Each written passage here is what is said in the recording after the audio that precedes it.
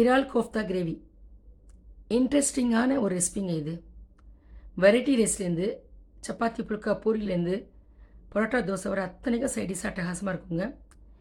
இந்த இறால் கோஃப்தா கிரேவி செய்கிறதுக்கு நம்ம எப்படி மசாலா ப்ரிப்பேர் பண்ணணும் அப்படிங்கிறத நான் இந்த வீடியோவில் உங்களுக்கு சொல்ல போகிறதில்ல.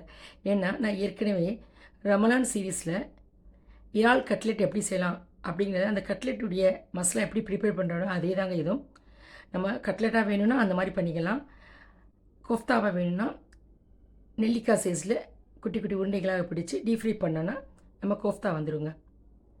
நான் அந்த இறால் கட்லெட்டுடைய வீடியோடைய லிங்க் கொடுக்குறேன். நீங்கள் பார்த்து நீங்கள் மசாலா ப்ரிப்பேர் பண்ணிக்கணுங்க. அடுத்து ஒரு மிக்ஸி ஜார் எடுத்து அதில் 10 to 15 சின்ன வெங்காயம், 2 தக்காளி, 10 to 15 முந்திரி பருப்பு சேர்த்து நல்லா நைஸாக பேஸ்ட்டாக அரைச்சி வச்சிடலாம். ஒரு பாத்திரத்தை அடுப்பில் வச்சு கொஞ்சமாக எண்ணெய் சேர்த்து ஒரு துண்டு பே லீஃப், ஒரு சின்ன துண்டு பட்டை, ஒரு ஏலக்காய் சேர்த்து ஒரு துண்டு இஞ்சி, ஒரு 5 பூண்டு பற்களை க்ரஷ் பண்ணி சேர்த்துருக்கேன். நல்லா ப்ரௌன் ஆனதும் நம்ம அரைச்சி வச்சுருக்க மசாலாவையும் சேர்த்துக்கலாம். அந்த மிக்ஸி ஜாரில் கொஞ்சம் தண்ணி சேர்த்து அதையும் சேர்த்துக்கலாம். அதோட காஷ்மீரி மிளகாய்த்தூள், மல்லித்தூள், மஞ்சள் தூள், ஜீரகத்தூள், உப்பு இதெல்லாம் சேர்த்து நல்லா கலந்து விட்டு மூடி போட்டு 5 நிமிஷம் நம்ம லோ ஃப்ளேமில் கொதிக்க விடலாம்.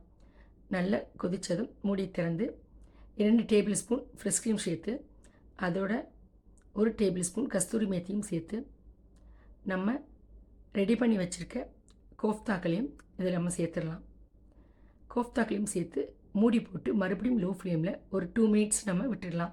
அப்புறம் திறந்து கொத்தமல்லி இலைகள் தூவலாம். கொத்தமல்லி இலைகள் இல்லைன்னா ஸ்ப்ரிங் ஆனியன் கூட சேர்த்துக்கலாம். நான் இன்றைக்கி ஸ்ப்ரிங் ஆனியன் தான் சேர்த்துக்கிறேன்.